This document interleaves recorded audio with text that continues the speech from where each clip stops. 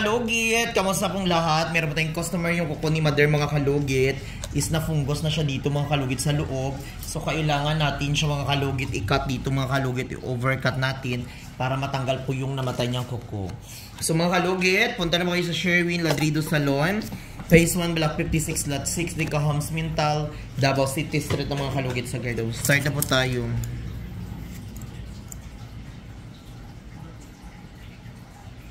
Kailangan natin siya i-overcut dito.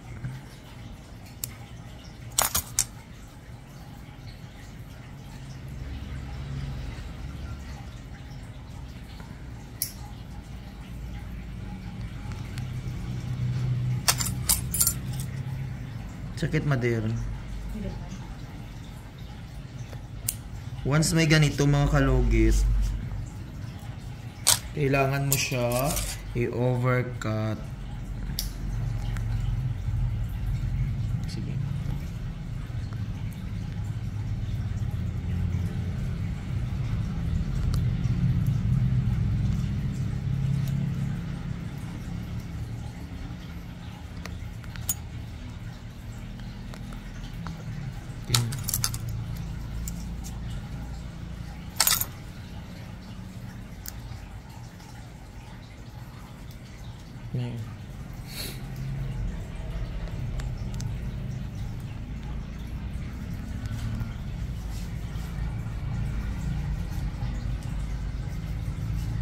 Look yun.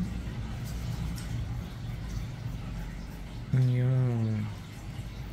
So, napanghinihintay nyo mga kalugit. Punta na po sa Sherwin Ladrido Salon. Phase 1, Block 56, Lot 6, Dica Homes, Mintal, Davao City. Street ng mga kalugit sa Guardhouse.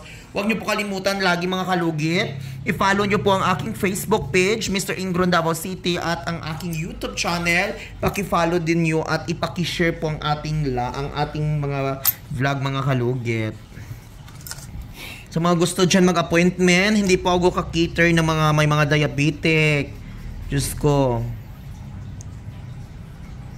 Hindi mabawi ang kwarta mga kalugit, no? Once nga may diabetic ang isa katao.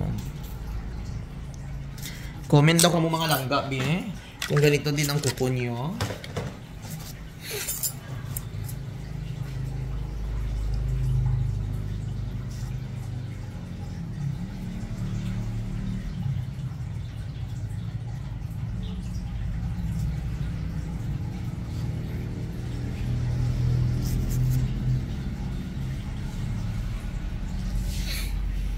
Mabilis ang araw, mabilis ang gabi, mabilis ang jogjog.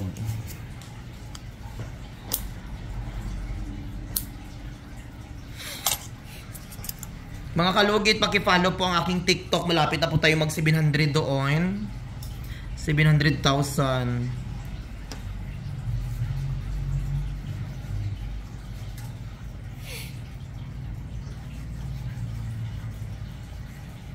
So ayan, mag-comment-comment lang po kayo para ma-shoutout po kayo lagi mga kalugit.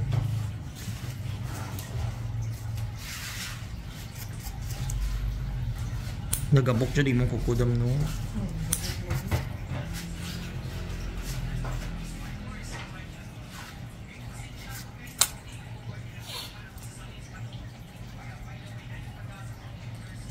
So ayan mga kalugit, ang asawa ng manicurista ko mga kalugit, biglaan po namatay po ang kaniyang husband mga kalugit. Grabe oy, na ano sa high blood. Itong isang adlaw namatay. Itong taba good. Si Mother? Si Mother. Oo. Bat? Bata ko ito, Mother. Tingnan lagi ko lang. May nauman? Yun. Asa dito tong... Ito mamin si nag-manicure for good. Yan sa TV. Hindi, ito mo. Hello mga kalugit! Kamusta po lahat? Punta na po kayo dito sa Sherwin Ladrido Salon. Phase 1, Block 56, Lot 6, Dica Homes, Mintal, Davao City. Straight lang yan mga kalugit sa Guardhouse. Magtanong lang po kayo dyan kung saan ang salon ni Mr. Ingron o Sherwin Ladrido. At may rami po kaming mga services dito, Riban, Brazilian, highlights, balayage. Kung ano-anong gusto mo, gagawin naming lahat at sobrang ganda ang services dito. Punta na po kayo dito. Ano pang hinihintay nyo mga kalugit?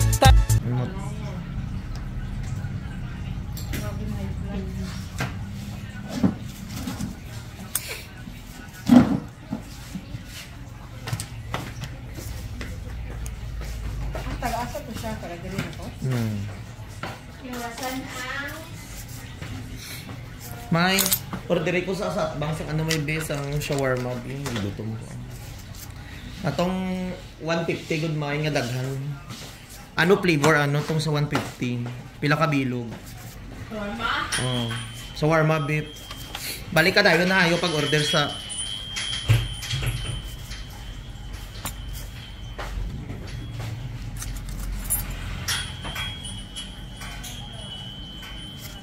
Atake patay na yun. Ano edad? ano, 60 plus. Pero bata pa siya. Hindi mo pala. Ano nakamot hospital? Kaabot siya pero patay na yun. So ayan mga kalugit. Tapos na mga kalugit. Huwag niyo po kalimutan i-like and share. Pindutin notification bell para update kayo lagi sa aking mga vlog. Thank you so much. God bless all. Bye-bye mga kalugit. I love you.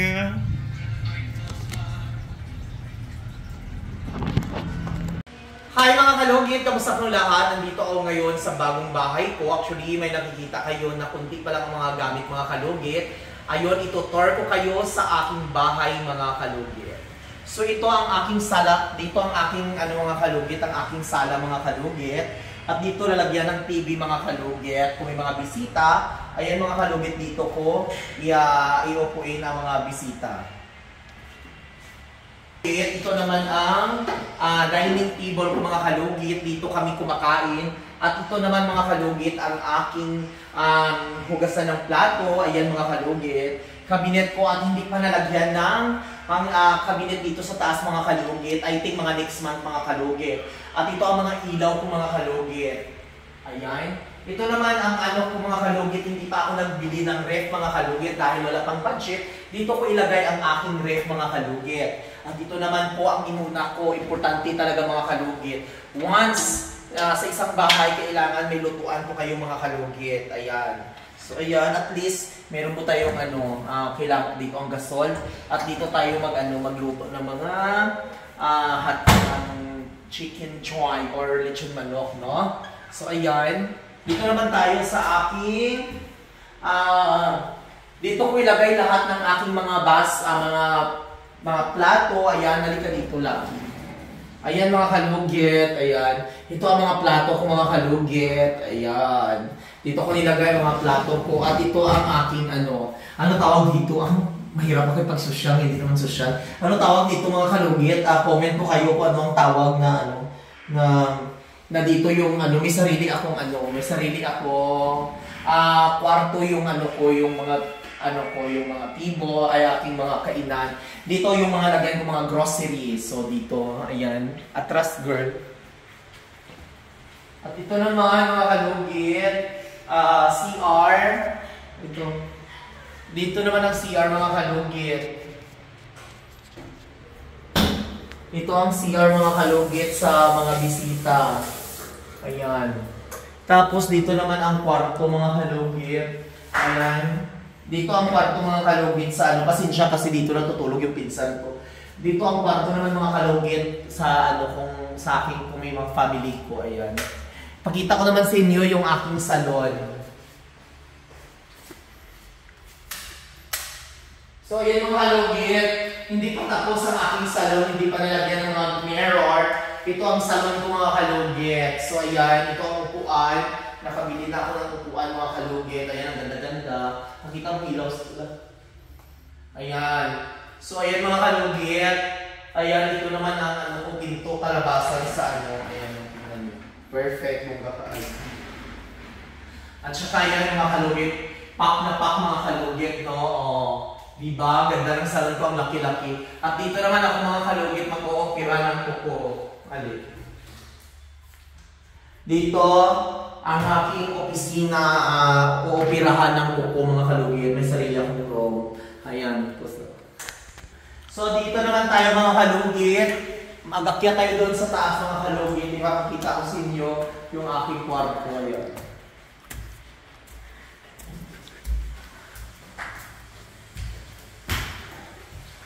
Ayan.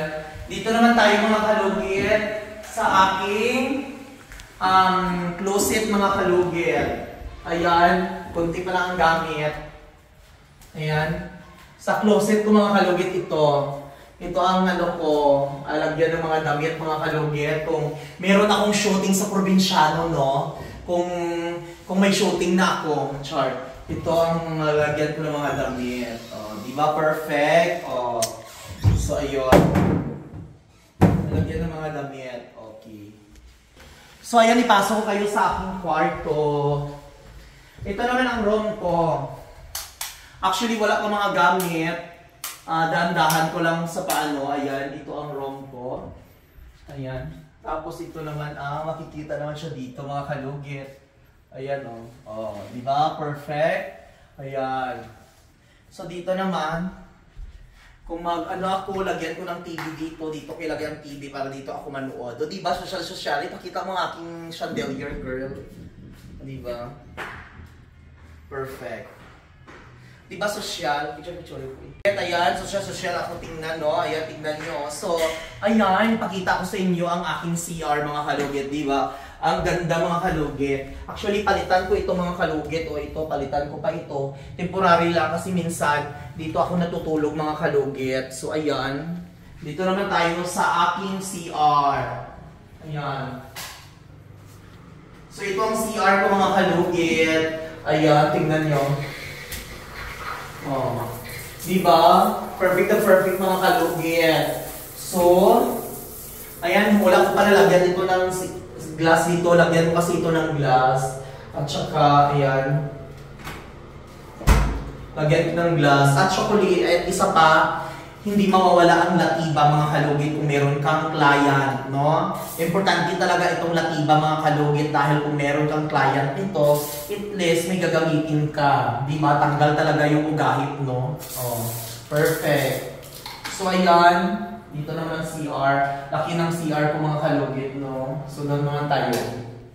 So, ayan mga kalugit. Dito naman tayo sa labas. Ayan. Ito po ang terrace ko mga kalugit. Ang laki-laki. Ayan, tingnan niyo. Ang lakas ng hangin. O, diba? Ayan mga kalugit. Perfect na perfect yung view dito. Diba? Ganun kalakas. Kailangan mo talaga paghirapan lahat ng bagay para matupad at makuha mo yung isang bagay at makamit mo ang tagumpay ng buhay. Kagaya po ay ang 28 years old, natupad ko na po at meron na po akong 2 bahay dito sa Davao. Diba? Tingnan nyo. Ganda siya. Pak na pak ako. So ayan. Dito kami mag-party-party, mag-Christmas party mga kalugit dito sa taas. Ayan, perfect na perfect mga kalugit. So ayan. Ayan mga kalugit. Bungkit. Ayan. Shout out sa nagpinta sa aking bahay. Hindi inayos mabuti dito ang pinta. O mga aling-aling po sila magbuhat. Wala pa din pinta dito. So mga kalugit, thank you so much. God bless. Bye-bye.